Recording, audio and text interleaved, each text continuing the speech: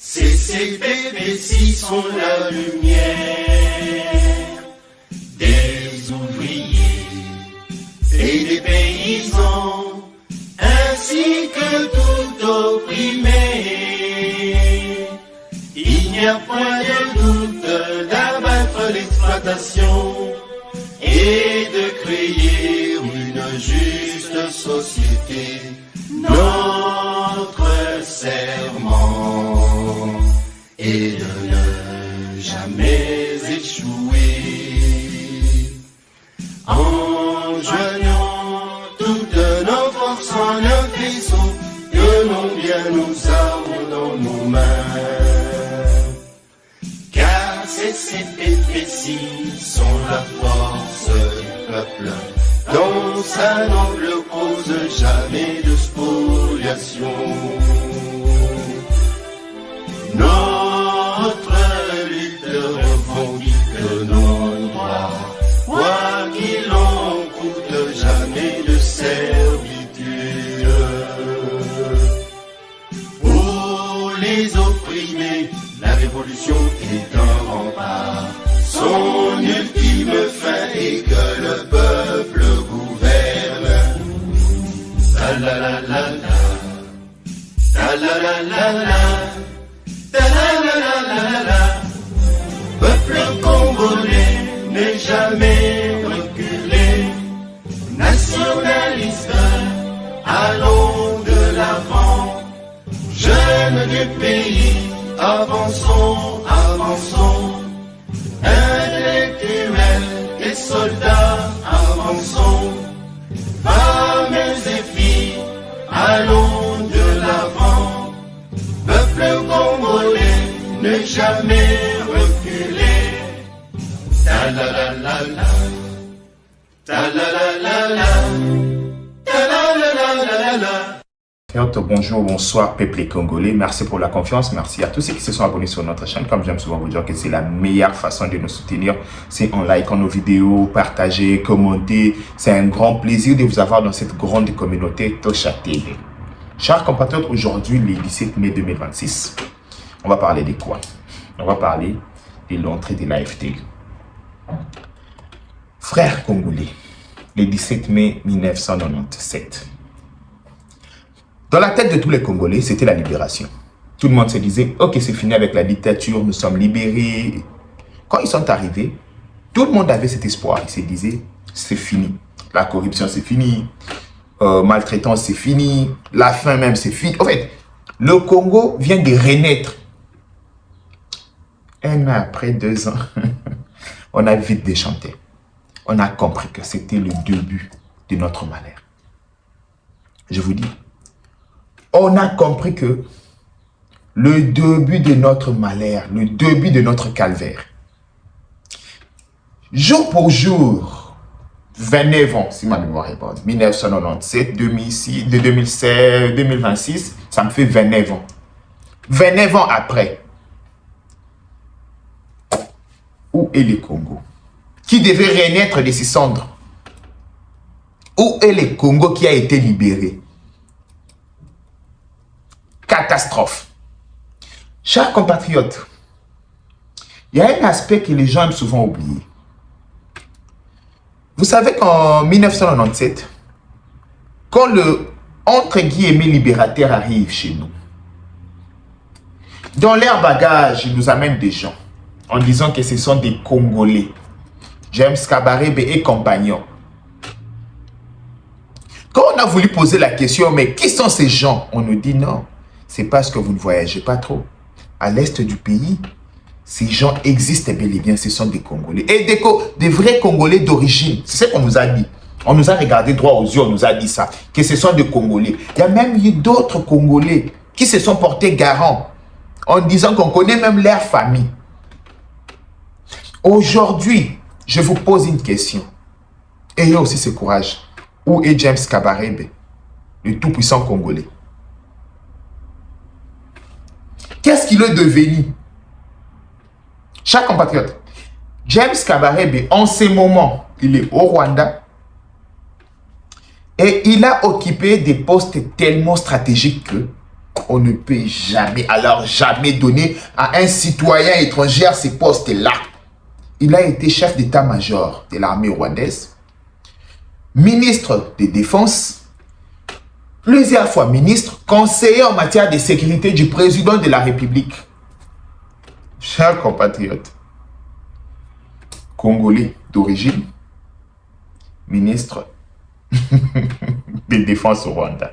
Congolais d'origine, chef d'état-major rwandais. Congolais, James Kabarebe, Congolais d'origine, conseiller en matière de sécurité. Et aujourd'hui, James lui-même se réclame rwandais. 29 ans après, on nous ramène le même scénario. On nous présente les Makenga, les autres, comme étant des Congolais. Comme en 1997. En fait, c'est juste les noms qui ont changé. Hein. On nous présente aujourd'hui les Bissimois, les Makenga et les autres en disant que ce sont des Congolais.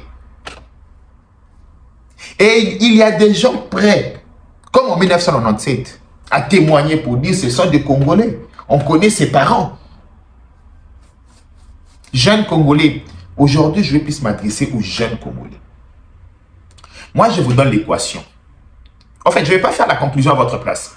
Je vous donne juste l'équation. Je vous pose la question. En 1997, on nous ramène James Kabarebe ici. Deogracias Bougira ici. On nous a ramené encore Kibizi Makara et les autres. On nous a dit que ce sont des Congolais qui se sont battus pour le Congo. On les a acceptés. Quelques jours après, les gens qui les avaient amenés vont dénoncer pour dire que nous étions infiltrés, ce sont des Rwandais. Et ces gens-là sont rentrés au Rwanda, ils ont occupé des postes stratégiques au Rwanda. Et ils se sont réclamés Rwandais. 29 ans après, on nous ramène le même système. Même méthode. Essayez un peu d'analyser, chacun de son côté. Qu'est-ce qui prouve que Makenga et compagnons, ce sont des Congolais? Ce n'est pas le schéma James Kabarebe. Qu'est-ce qui prouve? Réfléchissez un peu. Réfléchissez un peu, jeunes Congolais. Qu'est-ce qui prouve que ce n'est pas le même schéma? Quand tu te mets debout pour te battre pour ces gens, pour dire, ok, Kenanga arrive à Kinshasa. Ferrigo l'a dit un jour, Tala Simazonga Moto. Essaye un peu. Retourne-toi. Regarde d'où tu viens. Tu prendras conscience. Jeune Congolais, je te demande de te retourner en 1997, 97, 97. Et reviens en 2026. Tu vas faire la conclusion. Peuple congolais, le Rwanda a fermé ses frontières. Oui. Pourquoi? Parce que l'OMS a déclaré Ebola en Ouganda et à l'est du pays. Le Rwanda, soucié de son économie. Le Rwanda, soucié de son tourisme. Il a fermé ses frontières de Goma. Il ne veut pas que le Congolais, tout entre guillemets, qu'il défend matin, midi, soir, se déplace au Rwanda. Il ne veut plus d'eux. Aujourd'hui, le 17 mai 2026, toutes les frontières entre la RDC et le Rwanda ont été fermées. Pourquoi? Parce que le Rwanda ne veut pas que le Tutsi, vivant au Congo, immigre au Rwanda avec l'air d'Ebola. C'est la première fois que le tout-puissant Rwanda, qui a toujours défendu les intérêts des Tutsis, ferme la porte aux Tutsis. C'est l'histoire qui détermine les origines. Je vous dis, c'est l'histoire qui détermine les origines. Je pose une question. Ça aurait été déclaré au Rwanda et la RDC fermait ses frontières aux Tutsis. Tollé général, persécution, qui c'est qui dit? Et aujourd'hui? Dites-moi, aujourd'hui? C'est ça. Chers compatriotes,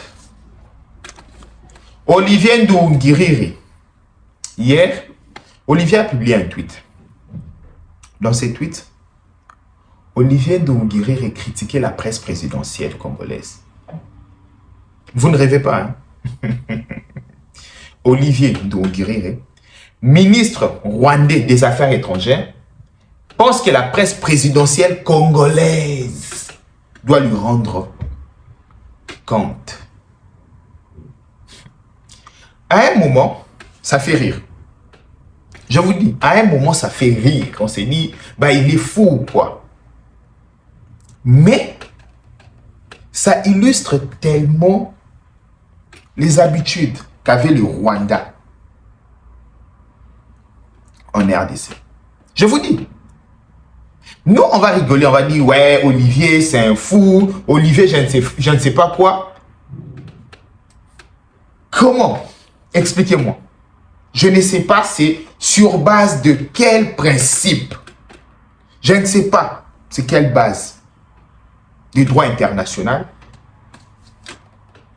qui dit un ministre d'un pays étranger peut demander des comptes. Demander des comptes à la presse présidentielle de notre pays souverain. C'est sur quelle base interne, en fait, du droit international?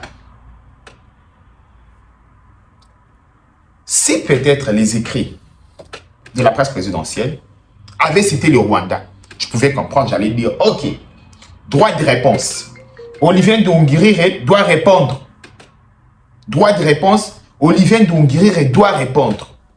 Mais là, la presse présidentielle congolaise parlait d'un sommet. Point de presse et tout, comment ça se passe. Et là, Olivier Nduhungirehe vient répondre. Olivier Nduhungirehe répond en disant quoi? Il dit non, la presse présidentielle ne devait pas écrire ça. Devait écrire ça. Nduhungirehe. Ça, on appelle ça en diplomatie banditisme diplomatique. Olivier Nduhungirehe, je vous ai toujours dit que c'est un bandit diplomatique. Il n'y a rien de diplomate en lui. On a vu la guerre entre l'Iran et les États-Unis d'Amérique. Malgré tout ce qui s'est passé, vous allez voir les diplomates iraniens sont restés diplomatiques. Même les diplomates américains.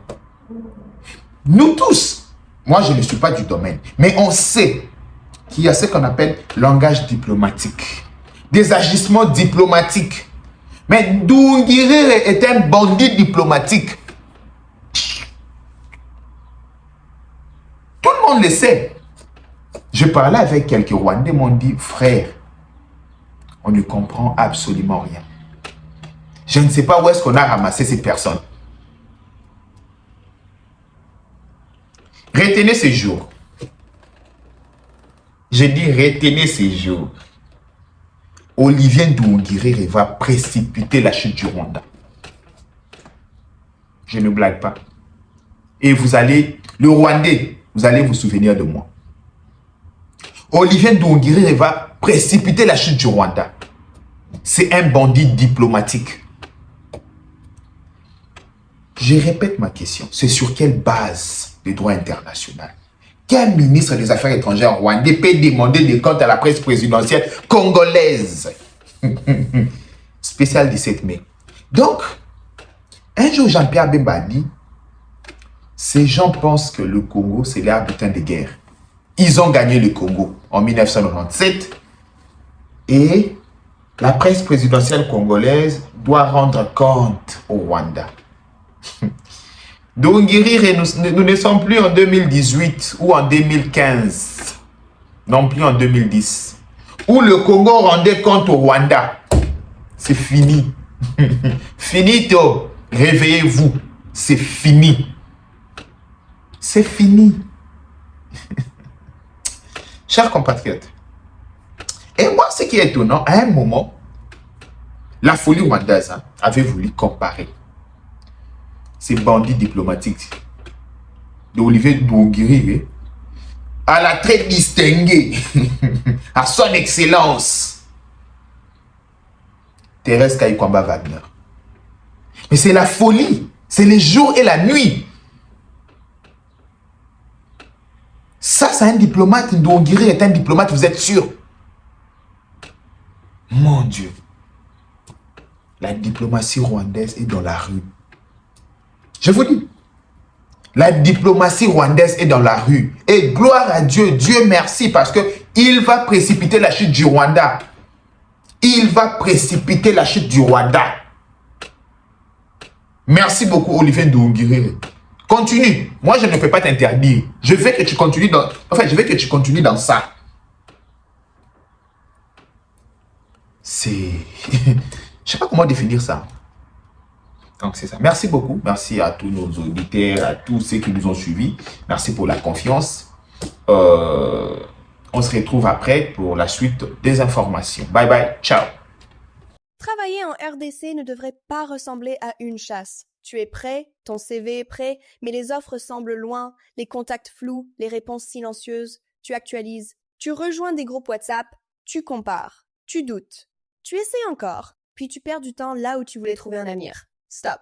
Avec Jobinter, tu ne cours plus derrière une opportunité en République démocratique du Congo. Tu commences ta recherche au bon endroit. Où que tu sois, ouvre Jobinter et lance ta recherche gratuitement.